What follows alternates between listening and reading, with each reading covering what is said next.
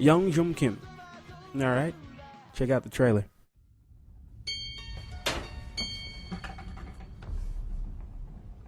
정말 나한테 어울릴 것 같아요?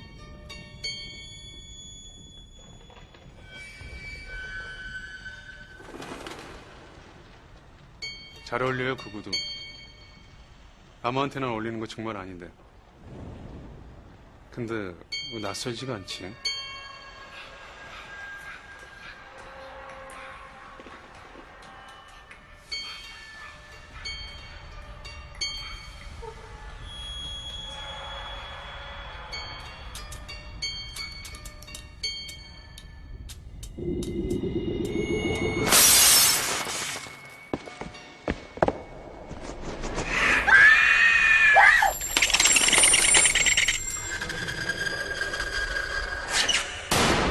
그거 엄마 거잖아. 그 분홍색 엄마가 아니야.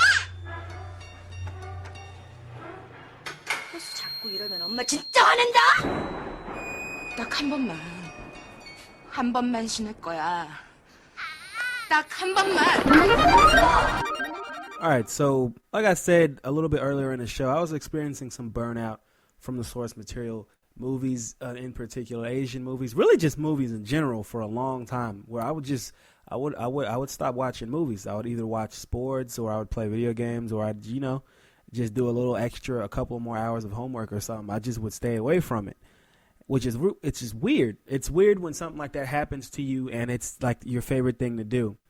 And in my experience, whenever I ever came back to movies after being away from a while, the thing that always seemed to get me back into movies was watching something scary, quote unquote, or something from the horror genre to get me kind of jumping out of my seat, like, holy crap, this movie actually scared me. And I think there's just something interesting about something that's either able to make you scared, or maybe something like a romantic drama that's able to make you cry, or some tragic tale like that.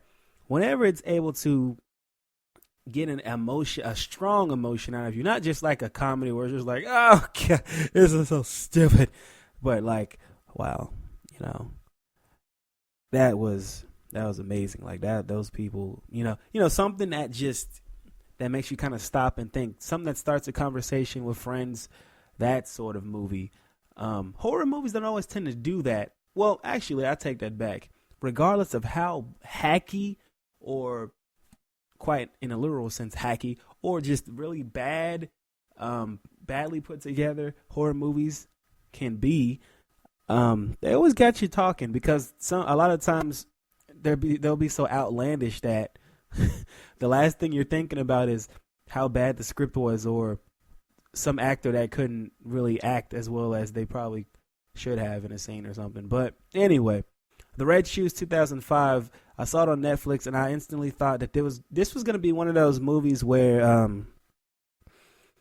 somebody found some shoes, and they wore them, and the shoes were like, I don't know, the shoes like wouldn't come off her feet or something until they felt like it. And then I guess they left the mark, or, something gimmicky where the shoes would quite literally start eating away at someone's feet. And, they'd have to find out a way how to keep the shoes from, I guess, clamping themselves back on. I thought it was going to be real gimmicky and odd like that. Turns out that it's not that stupid. Thank God I didn't write this movie, because I can just hear the sound all across the United States of people turning the channel, or people asking for a refund in their tickets at the box office. Kim Yong-gyun apparently had a better idea. He was inspired by the fairy tale by Hans Christian Andersen, where Vane's stepdaughter could not stop dancing in her enchanted red shoes, which is something I think I might want to check out now that I've seen this movie. But to give us a quick layout, we're brought into a subway station at night. Nobody's there. This is clearly the after hours. And we see this girl, I believe. I think it's some girl's just like walking around. I guess she's just by herself. No reason why. I think she's supposed to be meeting somebody. Hears some noise, kind of looks around. She looks toward kind of where the trains stop, or where the subs stop to pick up passengers. And at the edge of the waiting area, she sees these pinkish shoes. They're not really red. They're like purplish pink or whatever. But whatever. She sees the shoes that the movie is about. She picks them up, and she's like, wow, these are cool. But before she even really gets to put them on, some random girl or woman out of nowhere, like, basically pushes her down and takes the shoes from her. She jacks them. She's like, give me them shoes. And, like, knocks her down. And she's like, but I saw them first. And the woman that took them, basically, she's like, shut up. They're mine now. And she runs off with the shoes. And the one that had the shoes taken from her, she's like, wait. You know, it's a really awkward scene. Anyway, the person that takes the shoes runs off with them. And somewhere else in the subway station, she's like, I want to try these on. These look nice. And so she's kind of walking around, strutting around in them. And then the atmosphere gets noticeably darker. You start hearing those whispers that are so, you know, prevalent in these types of horror films. And you shouldn't have done it. You shouldn't have done it. You start hearing all that. And she's like, did I just hear something? And we get this shot of, like, the camera rushing directly at her as if it's a gust of wind, almost from like a samurai thrusting attack going straight through her. And then it stops, it goes really close up on her. The camera pans down and she screams. And then you see why, because both of her feet have been detached and she's bleeding. And there's a long blood trail that runs all across the substation. And the movie zooms out from there. And that's the beginning of the movie. Interestingly enough, it has nothing to do with the main characters, but it does, in a sense, describe how the whole cursed red shoes deal kind of works. All right. And I guess before I get into, I can get into how it works without spoiling too much. Let me just get into the story. But it's basically set in Seoul, and it's about Sun Jae leaving her husband, who has been cheating on her, and he's just boldly cheating on her. Like, he doesn't even care. Like, in the apartment with both her and her child. Sun Jae takes her child, and they move out. And Sun Jae finds this pair of shoes at the subway, only to discover later that they are cursed. And the way she discovers it is because the relationship between her and her daughter. All right,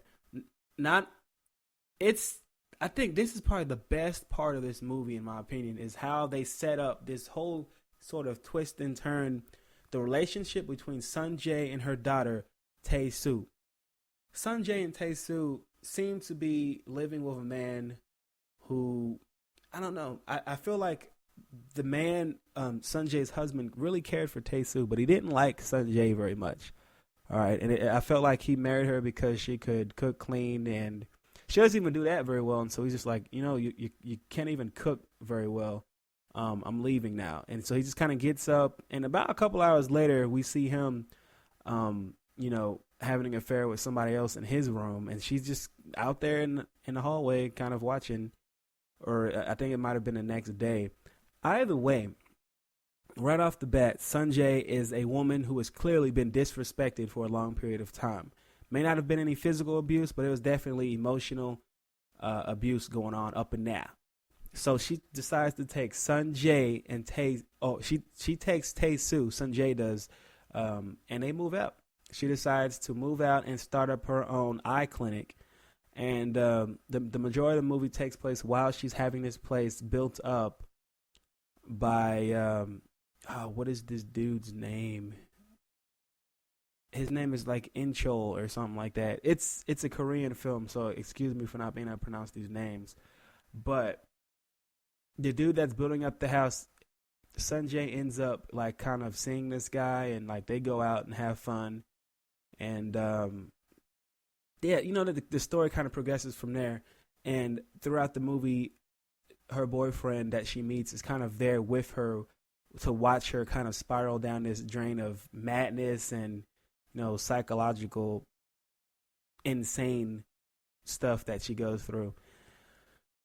All right, Amanda, I'm thinking what I'm trying to do is, because I've kind of set the story a little bit, the shoes themselves, based off of Hans Christian's story.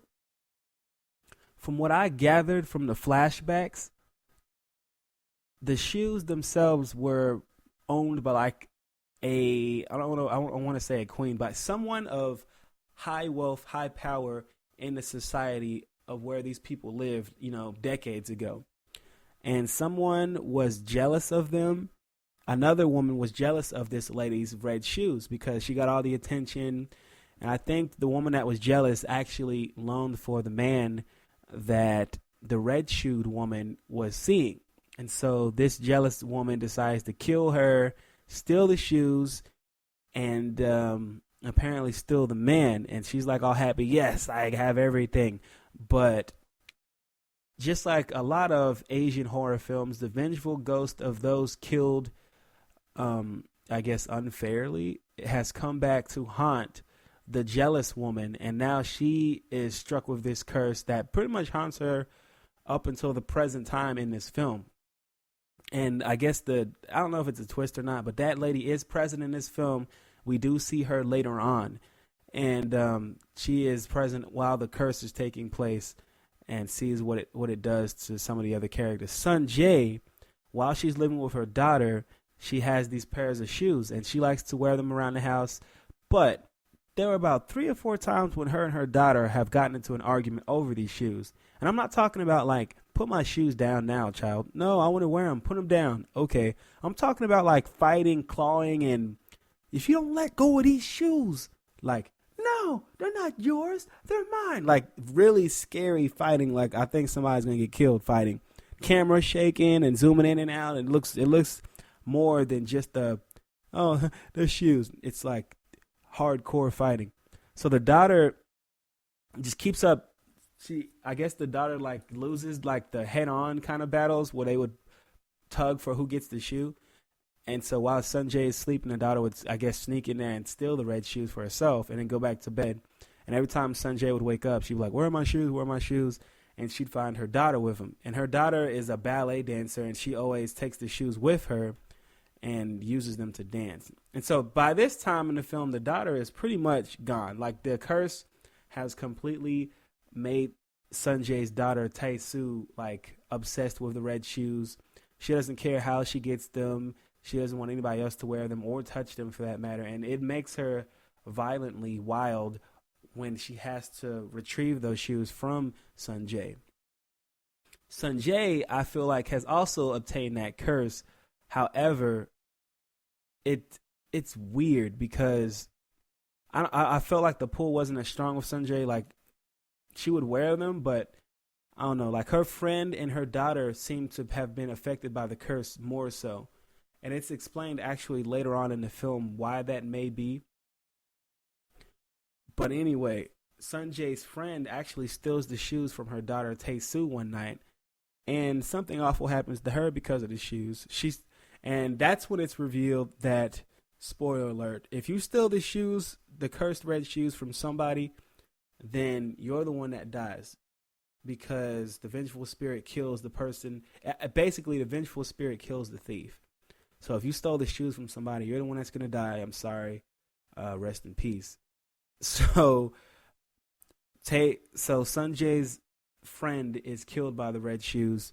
Tae-soo gets them back. Sun Jae realizes that Tae-soo is now in trouble or is now in danger of dying because of the shoes.